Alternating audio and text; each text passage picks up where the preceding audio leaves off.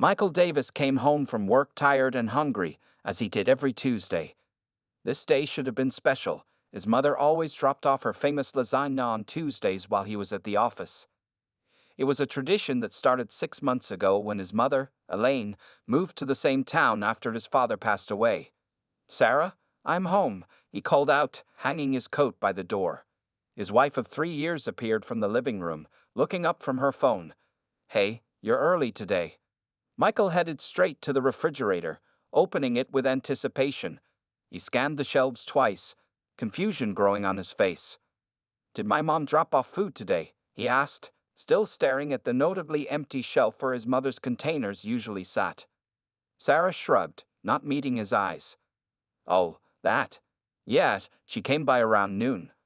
"So where's the lasagna?" Michael closed the refrigerator door, leaning against the counter.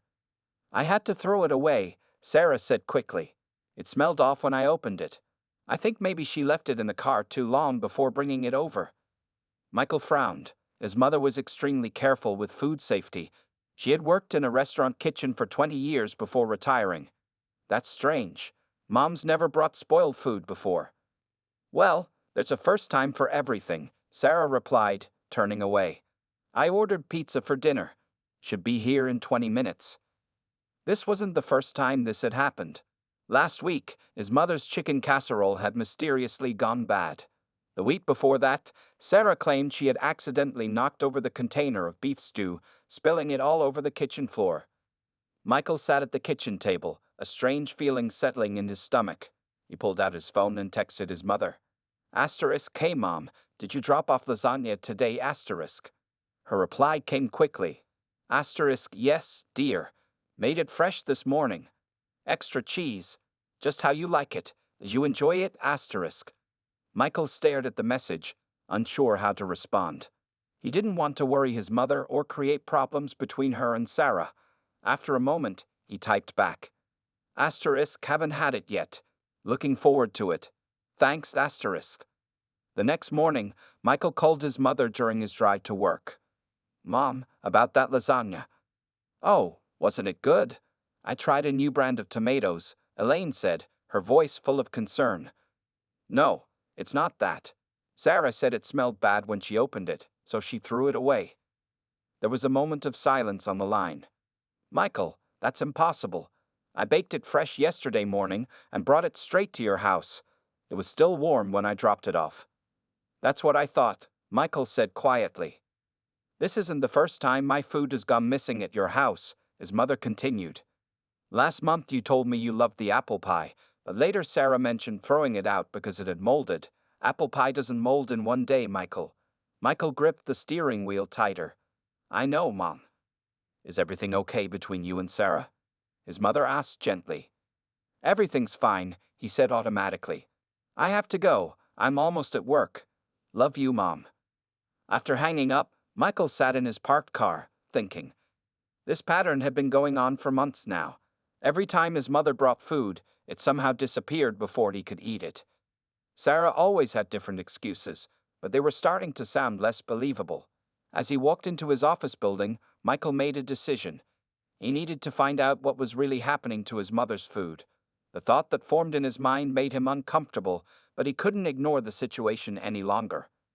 He would need to set up a camera in the kitchen. Michael couldn't focus at work the next day. His mind kept returning to the missing lasagna and his wife's strange explanation. He tried to push away the uncomfortable thoughts, but they kept coming back stronger each time.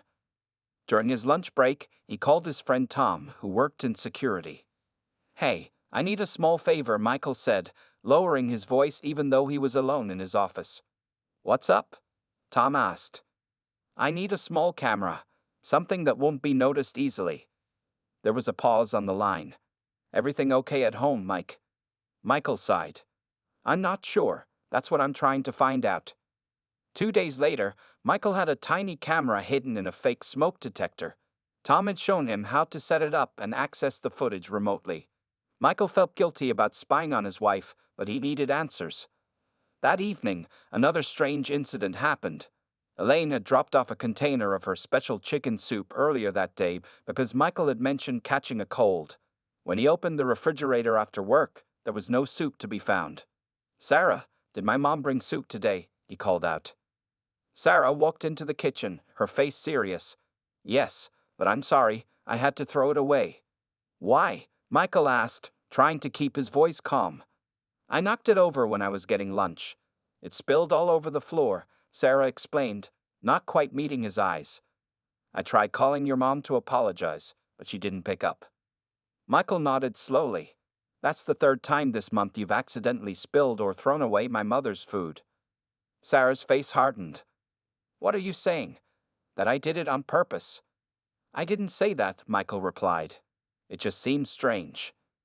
"Well, accidents happen," Sarah said defensively.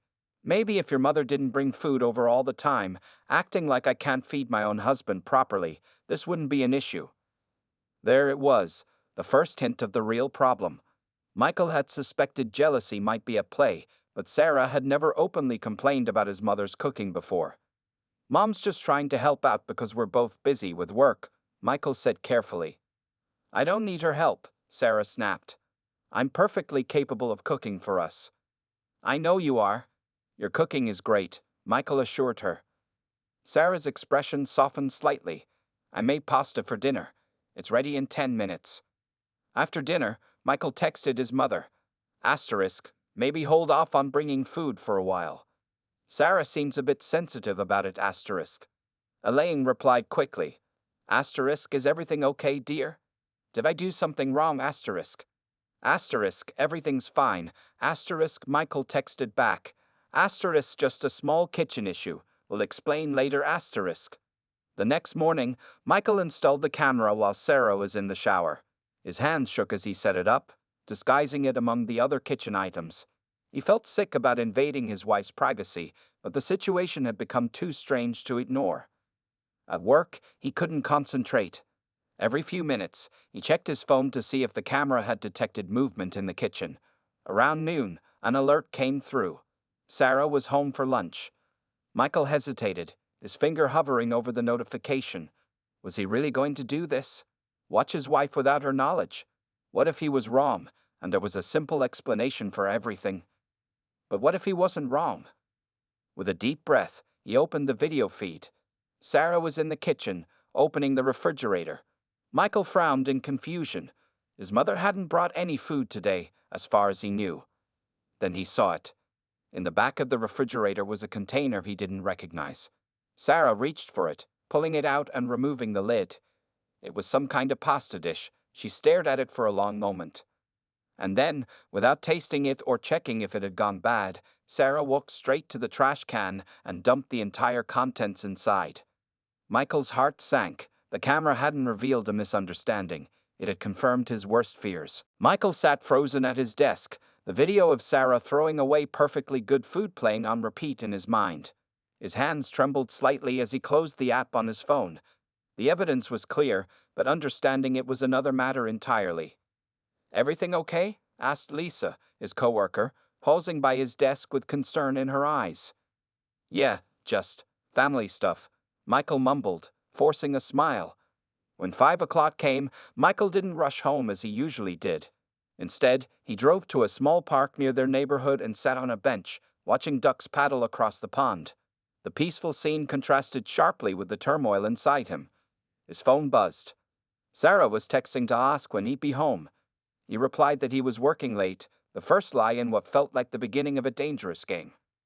As darkness fell, Michael finally made his decision. He would gather more evidence before confronting Sarah. One video wasn't enough to understand what was really happening in his home when he wasn't there. The next morning, he called his mother before Sarah woke up. "Mom, I need to ask you something important," he said quietly, standing in the bathroom with the shower running to mask his voice. "What's wrong, honey? You sound upset," Elaine replied, worry evident in her tone. "Have you been bringing food over that you haven't told me about? Maybe when I'm not home." There was a pause. "Well, yes. I've been bringing lunch for Sarah twice a week for the past month. She seemed so stressed about work, I thought it might help her." Michael closed his eyes, feeling sick. "And did she thank you for it?" "Of course. She texted me each time saying how much she enjoyed it." Elaine sounded confused. "Michael, what's going on?" "I'm not sure yet, Mom, but I need you to do something for me. Could you bring your special lasagna again today? Don't tell Sarah I asked for it." "All right," his mother agreed, though he could hear the questions in her voice. "I'll bring it around noon like usual. And Mom, take a picture of it before you drop it off, please." At work, Michael found it impossible to concentrate. He checked the camera feed regularly, waiting for his mother's visit. At 12:15, he got an alert. His mother was at the door, container in hand. Sarah greeted her warmly, taking the lasagna with apparent gratitude. The two women chatted for a few minutes before his mother left. Michael's phone buzzed with a text from his mother, a picture of the perfectly made lasagna, and a message, asterisk, "Just delivered this. Sarah seemed very happy to see me, asterisk." Michael watched the live feed as Sarah returned to the kitchen with the container. She set it on the counter, staring at it for a long moment. Then, to his shock, she opened it, grabbed a fork from the drawer, and took a small bite. Her face twisted with disgust, though Michael knew his mother's lasagna was delicious. Sarah spat the food into the sink, then proceeded to dump the entire container into the garbage. She ran water over the empty container, then placed it in the dishwasher. Minutes later, Michael's phone buzzed again. A text from Sarah, asterisk, "Your mom brought lasagna again. Can't wait for you to try it tonight, asterisk." Michael felt his stomach twist into knots. His wife was systematically destroying his mother's gifts and then lying about it. But why? The jealousy theory didn't fully explain her taking bites and reacting with such disgust. That evening, Michael stopped at an electronics store on his way home and bought 2 more small cameras. Whatever was happening in his home ran deeper than he initially thought. He needed to see everything: the kitchen, the dining room, and maybe even the interactions at the front door. As he pulled into his driveway, Michael steeled himself for the performance ahead. He would have to pretend nothing was wrong, ask about the lasagna, and accept whatever excuse Sarah gave him, all while planning where to place the additional cameras. The truth was somewhere in his home, hidden in his wife's strange behavior, and he was determined to uncover it, no matter how painful the discovery might be. Michael installed the additional cameras the next morning while Sarah was at her yoga class. His hands shook as he positioned one in the dining room bookshelf and another near the front door. With each camera he placed, the weight of guilt pressed heavier on his shoulders. This wasn't how marriage was supposed to work, with secret cameras and distrust. "It's just temporary," he whispered to himself, "just until I know what's going on." Over the next 3 days, Michael collected more evidence. The pattern was always the same. Elaine would bring food. Sarah would accept it warmly, then later throw it away with obvious disgust. Sometimes she would taste it first, making faces as if it were spoiled, though the food was clearly fresh. Other times, she wouldn't even open the container before dumping it. Most disturbing were the comments Sarah made to herself when alone. "Thinks she can buy his love with food," Sarah had muttered on Wednesday, scraping his mother's pot roast into the trash. "Poor old woman doesn't realize he married me, not her." On Thursday, when Elaine had dropped off homemade cookies, probably poisoned, wouldn't put it past her. Each night, Michael pretended nothing was wrong. He would ask about his mother's visits, and Sarah would lie smoothly, claiming the food was in the refrigerator or that she'd saved him a portion for lunch the next day. These portions never materialized, and Sarah always had a ready excuse. By Friday, Michael knew he needed to dive deeper. While Sarah was in the shower, he did something he never thought he would do. He searched her phone. Scrolling through her text messages with his mother revealed a shocking contrast to what he'd been witnessing. Sarah's texts were warm and grateful. Asterisk, "The lasagna was amazing, Elaine. Michael loved it, asterisk. Asterisk, "Those cookies disappeared so fast. Would you share the recipe, asterisk." Michael felt sick. The deception was so complete, so calculated. His wife wasn't just throwing away food. She was actively maintaining a false relationship with his mother. That afternoon, while checking the camera feeds at work, Michael saw something that made his blood run cold. His mother had brought over a birthday cake. His birthday was coming up next week. As usual, Sarah thanked her warmly. But after Elaine left, Sarah didn't immediately throw the cake away. Instead, she took it to the dining room table. Michael watched in horror as Sarah opened the cake box, took out a small bottle from her pocket, and sprinkled something over the cake. She then carefully closed the box and put it in the refrigerator. His hands trembling, Michael called his friend Tom. "I need you to do me a favor," he said urgently. "Can you analyze a substance for me? Today?" "What kind of substance?" Tom asked, concerned. "I don't know," Michael replied, his voice breaking. "But my wife just put it on a cake my mother brought over." Michael left work early, making sure to arrive home before Sarah expected him. He went straight to the refrigerator and removed the cake, placing a slice in a plastic bag for Tom. Then he replaced the box exactly as he had found it. 2 hours later, Tom called. "Mike, you need to sit down," he said, his voice serious. "What was it?" Michael asked, his mouth dry. "Powdered laxatives, and a lot of it," Tom replied. "Enough to make someone really sick. Not life-threatening, but definitely a miserable experience." Michael thanked him and hung up, his mind racing. This wasn't just jealousy or dislike. Sarah was deliberately trying to sabotage his relationship with his mother by making him associate her food with illness. The realization hit him like a physical blow. The woman he had married, the woman he thought he knew, was capable of such calculated cruelty. And if he hadn't set up those cameras, he might never have discovered the truth. Michael stared at his phone, at the freeze frame of Sarah sprinkling powder on his birthday cake, and knew that nothing in their marriage would ever be the same again. Michael couldn't sleep that night. He lay beside Sarah, listening to her peaceful breathing, wondering how someone could appear so normal while harboring such darkness inside. Every time she shifted in her sleep, he tensed, as if expecting her to reveal her true self even in unconsciousness. By morning, Michael had made a decision. He needed to take a day off work and search their home while Sarah was gone. There might be more to this situation than he realized. "I'm not feeling well," Michael told Sarah at breakfast, forcing a cough. "I think I'm coming down with something." Sarah's face showed immediate concern. "Oh no. Do you want me to stay home with you?" "No, don't miss your meeting," Michael said, remembering she had mentioned an important presentation today.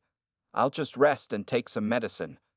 After Sarah left, Michael began his search. He started in the obvious places: her dresser drawers, her nightstand, her home office desk. Nothing seemed unusual until he reached the bottom drawer of her desk, which was locked. Michael stared at it, conflicted. Breaking into a locked drawer felt like crossing yet another line, but after what he had seen with the cake, he couldn't stop now. Using a letter opener, he managed to force the drawer open. Inside was a leather-bound journal, several small bottles similar to the one she'd used on the cake, and a folder filled with printed emails. With shaking hands, Michael opened the journal. The first pages were normal entries about work and everyday life. But as he continued reading, the tone changed dramatically when discussing his mother. April 15. Elaine came over again today, acting like she owns the place. Brought another casserole, as if I can't feed my own husband. Michael couldn't stop praising it all evening. He never compliments my cooking like that. May 2. Had dinner at Elaine's house. She accidentally mentioned how she taught Michael to fold laundry a certain way, the way he still does it. Trying to take credit for everything good about him. I smiled through it, but I know what she's doing. As the entries continued, Sarah's paranoia about his mother grew more intense. June 10. I'm certain Elaine is trying to poison me. The headache I got after eating her soup can't be coincidence. From now on, I'll only pretend to eat what she brings. July 22. Elaine told Michael she's thinking of moving closer to us. She's trying to take him away from me. I won't let that happen. I've started researching nursing homes in other states. Michael felt sick as he read entry after entry, each more disturbing than the last. In the most recent ones, Sarah detailed her plan to make Michael associate his mother's food with illness by gradually adding increasing amounts of laxatives. Next, Michael examined the printed emails. They were exchanges between Sarah and her therapist from 3 years ago, before she and Michael had married. In them, Sarah discussed her difficult relationship with her own mother, who had apparently been emotionally abusive and highly critical of Sarah's cooking and homemaking skills.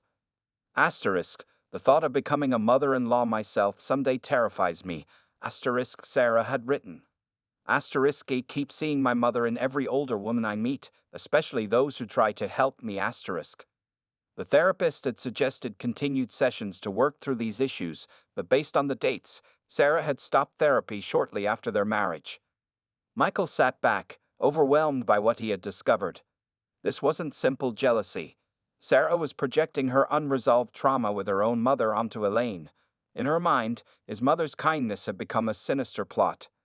As he carefully returned everything to the drawer, attempting to hide any evidence of his search, Michael's phone buzzed with a text from Sarah. Asterisk, feeling better?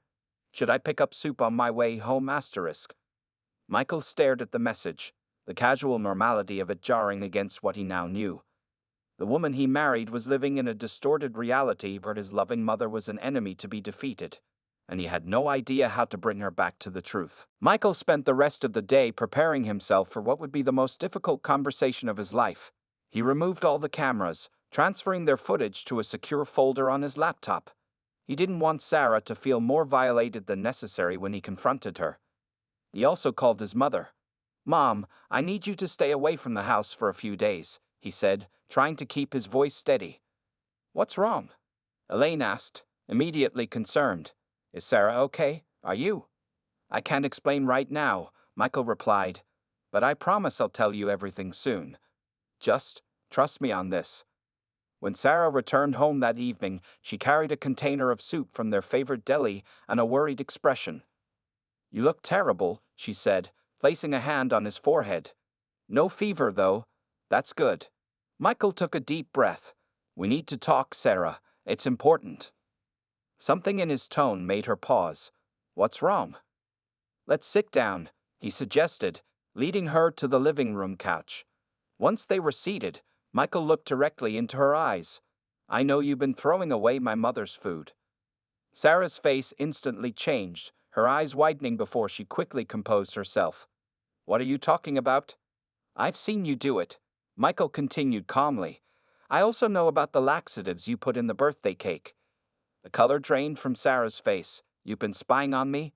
Her voice rose sharply. "You put cameras in our house?" "I had to know what was happening," Michael said. "The food kept disappearing, and your explanations didn't make sense." Sarah stood up, her body shaking with anger. "How dare you invade my privacy like that? I can't believe you don't trust me." "Sarah," Michael said firmly, "I found your journal. I know about your feelings toward my mother." She froze, her anger instantly replaced with something that looked like fear. "You went through my private things?" "I did," Michael admitted. "And I'm sorry for that. But Sarah, you need help. What you've been doing isn't normal or healthy." "Don't tell me what's normal," Sarah shouted, tears forming in her eyes.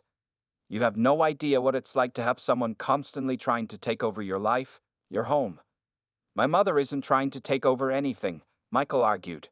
"She's just being kind." "That's what you think." Sarah paced the room now, her words coming faster. "You don't see how she looks at me when you're not watching. How she's always checking the cleanliness of our house. How she mentions little things you liked as a child, making it clear she knows you better than I ever will." Michael was shocked by the intensity of her belief. "Sarah, none of that is true. It's all in your mind." "Don't you dare say that to me." Sarah's voice broke. "Don't you dare tell me what I experience isn't real." "I found the emails to your therapist," Michael said quietly. "About your mother." Sarah stopped pacing, her face crumpling. "You had no right. Your own mother was cruel to you, and now you're seeing that same cruelty in mine. Even though it isn't there," Michael continued gently. "Elaine isn't your mother, Sarah." "It's the same," Sarah whispered, sinking back onto the couch. "The way she hovers, the way she tries to feed you, the way she looks at me like I'm not good enough." "That's not what she's doing." Michael moved closer, cautiously taking Sarah's hand. "My mother respects you. She's told me many times how happy she is that I found someone who takes such good care of me." Sarah's shoulders began to shake as she started to cry. "I was protecting us," she said between sobs. "I was keeping our family safe." "From what?" Michael asked. "From her taking you away from me," Sarah admitted, her voice small and broken. "From being replaced." Michael pulled her into his arms, his own eyes filling with tears. "No one could ever replace you, Sarah. But what you've been doing, the lying, the sabotage, the laxatives, that has to stop. You need help." Sarah cried harder, clinging to him. I'm scared, Michael. I don't know what's real anymore. I know, he whispered, holding her tightly. But I'll help you figure it out. We'll get through this together. As Sarah's tears soaked his shirt, Michael knew their hardest days were still ahead. Rebuilding trust on both sides would take time, but at least now, the truth was out in the open where they could finally begin to address it. 3 days after the confrontation, Michael sat nervously in the waiting room of Dr. Bennett's office. Sarah had agreed to see a therapist, though it had taken hours of difficult conversation to reach that decision. Now, as they waited for their first joint session, the tension between them was almost unbearable. Mrs. and Mr. Davis? A woman with kind eyes and gray-streaked hair opened the door. I'm Dr. Bennett. Please come in. The office was warm and comfortable, with soft lighting and plants in every corner. Dr. Bennett gestured toward a couch, and they sat down, maintaining a careful distance from each other. Sarah has already had an individual session with me, Dr. Bennett explained to Michael. Today, I'd like to hear from both of you about what's been happening. Michael looked at his wife, who nodded slightly, giving him permission to speak first. He took a deep breath and described everything: the missing food, the cameras, the journal, and finally, the laxatives in the cake. Dr. Bennett listened without judgment, occasionally making notes.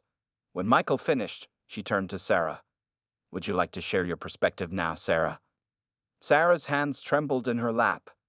Everything he said is true, she admitted quietly, but he doesn't understand why I did those things. Help us understand, Dr. Bennett encouraged. When I was growing up, Sarah began, her voice barely above a whisper, my mother controlled everything I did. She criticized my cooking, my cleaning, my appearance. Nothing was ever good enough. Food was her biggest weapon. She would make elaborate meals and then point out how I could never match her skills. Sarah paused, wiping away a tear. When Elaine started bringing food over, it felt like history repeating itself. Every container seemed like a message. You're not taking good care of my son. Every recipe was a reminder. You grew up eating my food, not yours. Michael stared at his wife in shock, but Mom never said anything like that. She didn't have to, Sarah replied. In my mind, it was clear as day, and the more everyone praised her cooking, the more worthless I felt. Dr. Bennett nodded. Sarah is experiencing what we call transference. She's transferring feelings and expectations from her relationship with her own mother onto her relationship with your mother, Michael. But the laxatives. Michael couldn't hide the hurt in his voice. You were trying to make me sick. Sarah covered her face. I just wanted you to stop praising her food so much. I wanted you to see that she wasn't perfect. I wasn't thinking clearly. In my mind, it made sense at the time. Dr. Bennett leaned forward. This is why I've suggested that Sarah resume regular therapy sessions. What she did was serious and potentially harmful, but it stems from deep trauma that needs addressing. Michael nodded slowly. What about my mother? How do we move forward with her? That's something I wanted to discuss, Dr. Bennett replied. I believe it would be beneficial to have a supervised meeting with your mother, Michael. A chance for Sarah to see Elaine through a different lens, with support present. Sarah looked terrified at the suggestion. I don't think I can face her after what I've done. You won't be alone, Dr. Bennett assured her. And it's an important step in separating the real Elaine from the mother figure you've created in your mind. Michael reached for Sarah's hand, relieved when she didn't pull away. Mom deserves to know what's been happening, and I think she'll understand more than you expect. Will you tell her everything? Sarah asked, her voice small. We'll tell her what she needs to know, Michael said gently. The important thing is moving forward, not punishing you for the past. As they left the therapist's office that day, walking together to the car, Michael felt the first small spark of hope. The road ahead would be difficult. Trust had been broken on both sides. But underneath all the pain and deception, he could still see the woman he had fallen in love with, lost and hurting, but still there.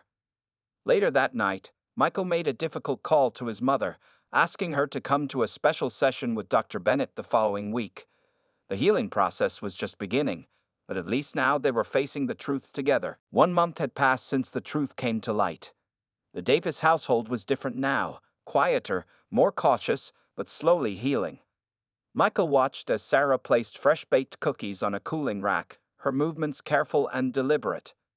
They smell amazing, he said, standing in the kitchen doorway. Sarah offered a small smile. Your mother's recipe. She's been teaching me every Tuesday. This was new territory for them all. After the supervised meeting in Dr. Bennett's office, a tearful, difficult session where Sarah had finally faced the real Elaine rather than the monster in her mind, they had begun the slow process of rebuilding trust. Elaine had been shocked by Sarah's revelations but showed remarkable compassion once she understood the root of the problem. Rather than pulling away in hurt or anger, she had suggested the cooking lessons as a way to transform their relationship. Is Mom still coming over this afternoon? Michael asked, taking a cookie despite Sarah's playful swat at his hand. Yes, Sarah replied. We're making your grandmother's pot roast. She paused, a shadow crossing her face. I still get nervous when she's here. Michael nodded. I know. Dr. Bennett says that's normal. The important thing is you're trying. Sarah's therapy sessions have become the cornerstone of their new life. Twice weekly, she worked through the deep-seated trauma from her childhood, slowly untangling the complex web of fear and insecurity that had driven her to such desperate actions. The doorbell rang at precisely 2:00. Michael answered it, greeting his mother with a warm hug. Something smells wonderful, Elaine said, setting down her purse and the bag of groceries she had brought. Sarah made cookies from your recipe, Michael told her proudly. Elaine entered the kitchen, maintaining the respectful distance Dr. Bennett had advised. They look perfect, Sarah. Better than mine, even. Sarah's cheeks flushed with the praise. I doubt that, but thank you for teaching me. As the two women began preparing the pot roast, Michael excused himself to the living room, giving them space to interact without his presence changing the dynamic. This too had been Dr. Bennett's suggestion, allowing Sarah and Elaine to form their own relationship independent of him. Through the doorway, he could hear their conversation, still somewhat stilted but growing more natural each week.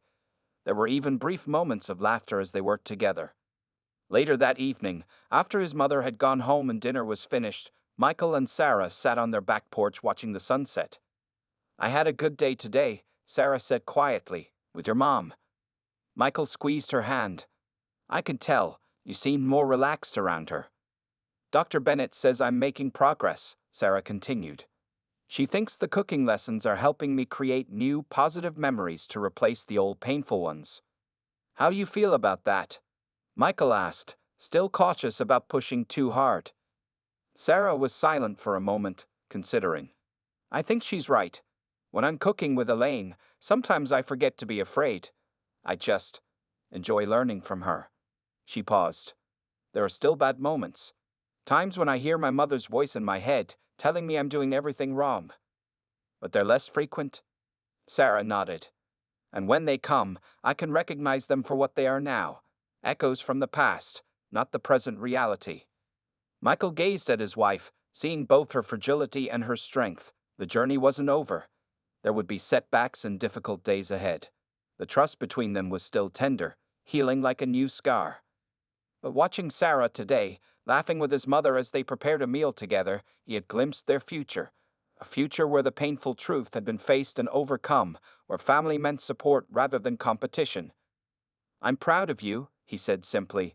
All of this, the therapy, the cooking lessons, facing the truth, it takes real courage. Sarah leaned against his shoulder, her voice soft but steady. I'm doing it for us, for our future. She hesitated. I want us to have children someday, Michael. And when we do, I want to be whole. I don't want to pass this darkness on. As the final rays of sunlight faded from the sky, they sat together in peaceful silence, looking forward to tomorrow's healing and the days beyond.